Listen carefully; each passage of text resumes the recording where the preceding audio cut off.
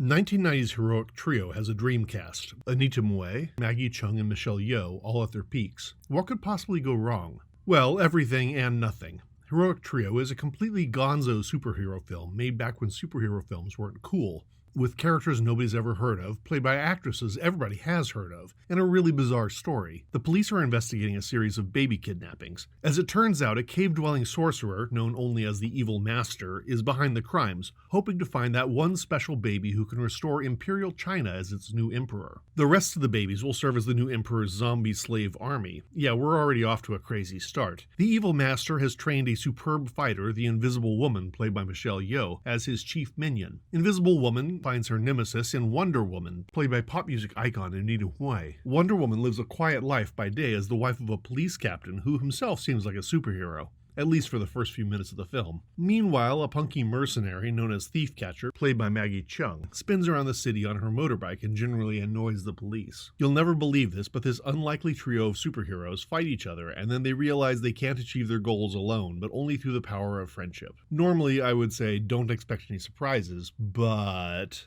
henchwoman in love with a doctor who can't leave his hermetically sealed lab, blind fortune teller surrounded by children blowing bubbles, guy who stops a train with his muscles, which inexplicably runs through the wall of a station, a skeleton that gloms onto the back of a heroine and tries to make her fight like a puppet, a vigilante who bursts into gangsters' lairs on a fiery oil barrel like Wile E. Coyote, throwing stars that split a bullet in half, a field of glowing bird cages full of babies. Halfway through Heroic Trio, my wife turned to me and said, "Huh.